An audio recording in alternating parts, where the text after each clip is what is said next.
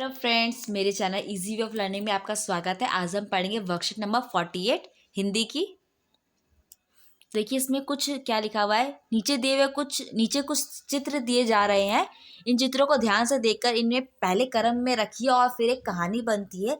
फिर दिए गए संकेतों का प्रयोग करके चित्र को लगाए गए क्रमानुसार 100 से 120 शब्दों की एक लघु कथा लिखिए। देखिए चित्र बनाए गए हैं। पहला चित्र में क्या है, एक आदमी कुछ औरत को बोल रहा है। दूसरे चित्र में एक लड़का कुछ काम कर रहा है। तीसरे में एक औरत है और शायद बच्चा है, जो कि दोनों काम करते हुए दिख रहे हैं। चौथे में एक लड़का और लड़की है या फिर दो बच्चे हैं, वो सामान ढोते हुए दिख रहे हैं। और इस पांचवें चित्र में क्या दिख रहा है कि एक बच्ची जो है बैग लेके स्कूल की तरफ जा रही है। आगे देखिए क्या दिख रहा है कि एक बच्चा जो है ईंट की भट्टी जो है वहां पर काम कर रहा है। आठवें में भी वही है, वैसा ही कुछ दिख रहा है कि बच्ची जो है सामान ढो रही है। आगे में देखिए कि दो बच्चे कूड़ा बिन रहे हैं उसमें। फिर आगे चित्र में क्या है कि बच्चा जो है स्कूल जाते हुए दिख रहा है। और जो लास्ट चित्र है उसमें क्या है, लड़की बोझा ढोते हुए दिख रही है। ठीक है, तो हमें पहले इन चित्रों को क्रम अनुसार लगाना है। तो मैंने इनको क्रम अनुसार लगाया है और नीचे संकेत दिए हुए कुछ।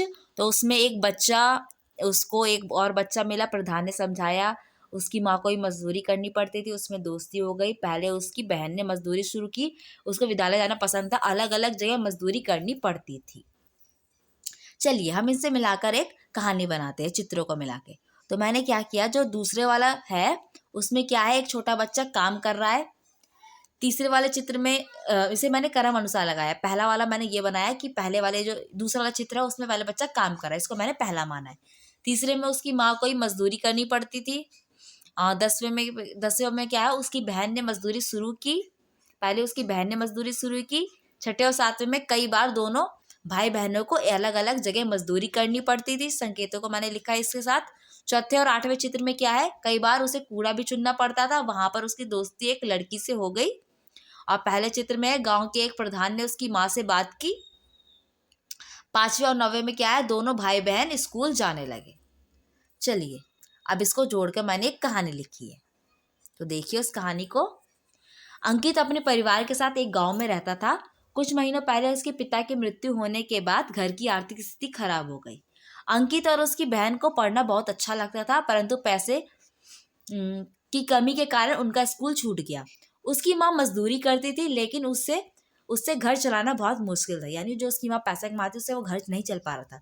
उसकी बड़ी बहन ने मजदूरी करनी शुरू कर दी। कुछ समय के बाद अंकित भी मजदूरी करने लगा। कई बार दोनों भाई बहन को अलग अलग जगह पर मजदूरी करनी पड़ती थी। ईंटों की भट्टी, गोदाम, तो कभी कूड़ा चुनने के लिए जगह जगह जाना पड़ता था। अंकित की एक लड़की से दोस्ती हो गई जो उसी की तरह मजदूरी करती थी। यानी कि उस गांव में और भी अंकित की तरह लोग रहते थे जहाँ पे वो बाल मजदूरी करते थे। एक दिन गांव के प्रधान ने अंकित को बाल मजदूरी करते हुए देखा तो उसे बहुत दुख हुआ।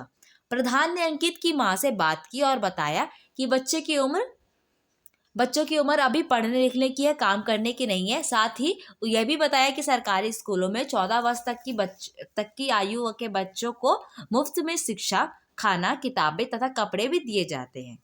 इसके बाद इससे आपके बच्चों के आगे भविष्य सुधर जाएगा। प्रधान की बातें सुनकर माँ ने अपने बच्चों को सरकारी स्कूल भेजना शुरू कर दिया।